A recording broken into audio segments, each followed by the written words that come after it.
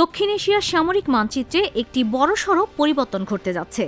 নয়াদিল্লির সাউথ ব্লকের সতর্ক দৃষ্টি উপেক্ষা করে বাংলাদেশ নিঃশব্দে হাত মিলিয়েছে বেজিংয়ের সাথে। উদ্দেশ্য আকাশসীমার সার্বভৌমত্ব এবং নিজস্ব ড্রোন প্রযুক্তি। গত ৬ জানুয়ারি অর্থ মন্ত্রণালয়ের একটি গোপন ফাইলে স্বাক্ষরের মাধ্যমে নিশ্চিত হয়েছে যে বাংলাদেশ আর ড্রোন আমদানিকারক নয়, বরং ড্রোন উৎপাদনকারী দেশে পরিণত হতে যাচ্ছে।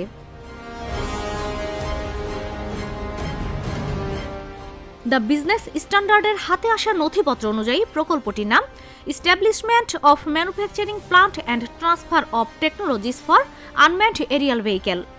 সহজ ভাষায় প্রযুক্তির সম্পূর্ণ হাতবদল। প্রকল্পের মোট ব্যয় ধরা হয়েছে ৬০৮ কোটি ৮ লাখ টাকা। এর মধ্যে ৫৭০ কোটি ৬০ লাখ টাকাই ব্যয় হবে ম্যানুফ্যাকচারিং প্লান্ট তৈরি, মেশিনারি আনা এবং চীনা প্রযুক্তি বাংলাদেশে স্থানান্তর করতে। অর্থাৎ বিদেশ থেকে কিনে আনা নয়, ড্রোন তৈরি হবে এখন বাংলাদেশের মাটিতেই।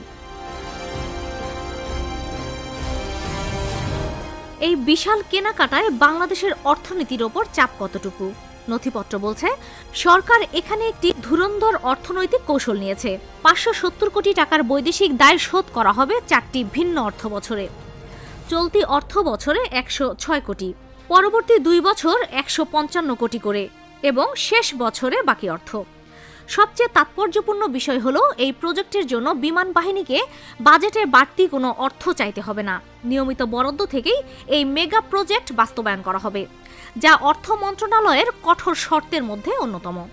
বিষয়টি কতটা স্পর্শকাতর তা বোঝা যায় সরকারের শীর্ষ পর্যায়ের নীরবতায়। অর্থ উপদেষ্টা সালেউদ্দিন আহমেদ কিংবা আইএসপিআর কেউই এই বিষয়ে প্রকাশ্যে মন্তব্য করেননি।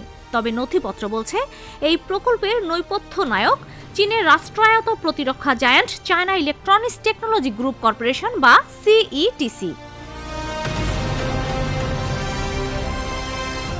বিশ্বের ১১০টি দেশে রাডার ও ইলেকট্রনিক ওয়েলফেয়ার প্রযুক্তি সরবরাহকারী এই প্রতিষ্ঠানের সাথে বাংলাদেশের গাঁটছড়া ভারতের জন্য অস্বস্তির কারণ। শুরুতে ৬৪৩ কোটি টাকা চাওয়া হলেও কঠোর দর কষাকষির পর বাংলাদেশ তা ৩৫ কোটি টাকা কমিয়ে আনতে সক্ষম হয়েছে।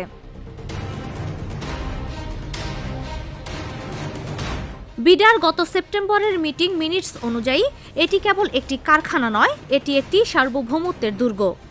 ভারতের সাথে ৩ দিক সীমান্ত থাকা বাংলাদেশের জন্য আকাশসীমার নজরদারি অত্যন্ত জরুরি। এতদিন যা ছিল আমদানি নির্ভর, এখন তা নিজস্ব প্রযুক্তিতে পরিণত হচ্ছে।